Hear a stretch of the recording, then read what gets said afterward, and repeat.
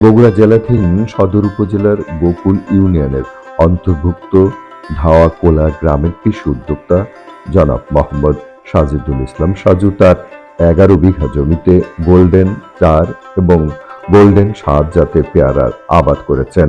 আমাদের দেশের কৃষক ভাইয়েরা নিত্য নতুন বিভিন্ন ফসলের চাষ করছেন এবং তারা কিন্তু এখন বাণিজ্যিকভাবে চাষাবাদ করছেন। আগে যেমন আমরা দেখতাম আমাদের পূর্বপুরুষরা খরপোশের কৃষি করতেন, কিন্তু এখন আমরা দেখি যে আমাদের যারা কৃষক বা কৃষি কাজ করছেন তারা কিন্তু বাণিজ্যিকভাবে চাষাবাদ করছেন। আমরা একটা পেয়ারা বাগানে দাঁড়িয়ে আছি। এখানে বিভিন্ন প্রযুক্তি ব্যবহার করা হয়েছে নিরাপদভাবে পেয়ারা চাষ করার জন্য। তো আমরা এখন একজন কৃষক ভাইয়ের সাথে কথা বলবো, উনি এটা শুরুটা কিভাবে করেছেন। আসসালামু আলাইকুম। ওয়ালাইকুম সালাম। কেমন আছেন আপনি? আলহামদুলিল্লাহ ভালো আছি। আপনাদের তো এখানে অন্য অন্য ফসলও হয়, তো আপনি এই যে পেয়ারা চাষে আসলেন কেন, এটা একটু বলেন। অন্যান্য ফসলের চেয়ে পেয়ারা চাষ করার উদ্দেশ্য ফলন খুব ভালো হয়। আচ্ছা, দামও ভালো পাওয়া যায়, ফলনও অনেক ধান চাষ বেশি। করতেন তাহলে না, এই হতো না, না এতে টাকা পেত না।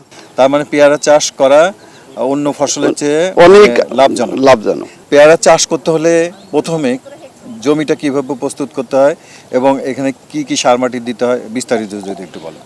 আপনি পেয়ারা চাষ করবে গেলে জমিটা পড়লে ওই টিএসপি, পটাশ, ওই ফসফেট এগুলো দিয়ে আপনি মাটিটা পাউশ, জৈব সার এইগুলো দিয়ে আপনি জমিটা প্রস্তুত করতে হবে। প্রস্তুত করার পরে আপনার মনে করেন যে আলুর লাগানো হয়, আলুর লাগানোর পরে আপনার ওই পেয়ারা গাছ উৎপাদন করা হয়। পেয়ারা গাছটা করার পরে আপনার ওই আলুটা যখন উঠে যায় সে সময় আপনার হলে ওই খালি শুধুমাত্র পেয়ারা থাকে।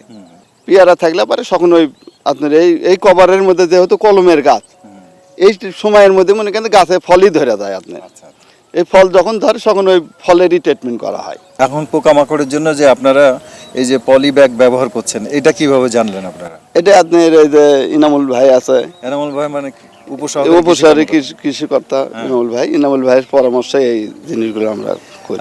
এটা দিলে তো বিষ লাগতেছে না, এটা দিলে বিষ লাগছে না। এই যে ফেরান ফাটটা দেওয়া আছে, এটাতে আপনার পোকামাকড় যা আছে ওই ফাঁদেতেই পড়ে যায়, এই জন্য বিষটা খুব। তার মানে আপনারা যে পেয়ারাটা বিক্রি করছেন সেটা হলো নিরাপত্তা। অর্থাৎ আমাদের ভোক্তারা যারা এই পেয়ারা খাচ্ছেন তারা নিরাপত্তাই খাবে। হ্যাঁ, নিরাপত্তাই হবে।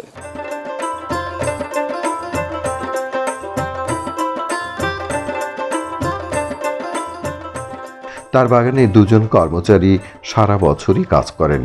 উপসহকারী কৃষি কর্মকর্তা তাকে সবসময় পরামর্শ দিয়ে আসছেন।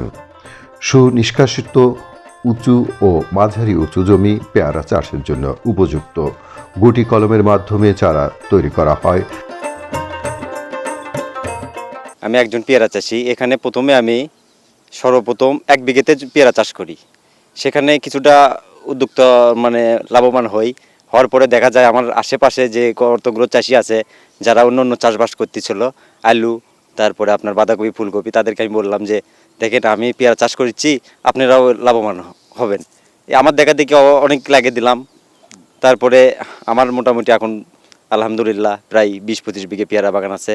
এই এলাকাত প্রায় 75 থেকে 100 বিঘের মতন পেয়ারা চাষ করতেছে আমার চাষি ভাইয়েরা। আমি সবাইকে হেল্প করি। আমার সহযোদ্ধারা আছে, অর্থাৎ উপসহকারী কৃষি অফিসাররা আছে, তারা আমাকে সবসময় হেল্প করে কিভাবে পেয়ারা চাষ করা লাগবে। তারা আসে, পরিদর্শন করে। তারপরে আপনার ওখানে আসলে যে কি কি ওষুধ দেওয়া লাগবে, ফেরাউন ফাঁদ ব্যবহার করি। মোটামুটি দেখা যায় আমাদের এই এলাকাটা এখন একটা বাণিজ্যিক পরিণত হয়ে গেছে।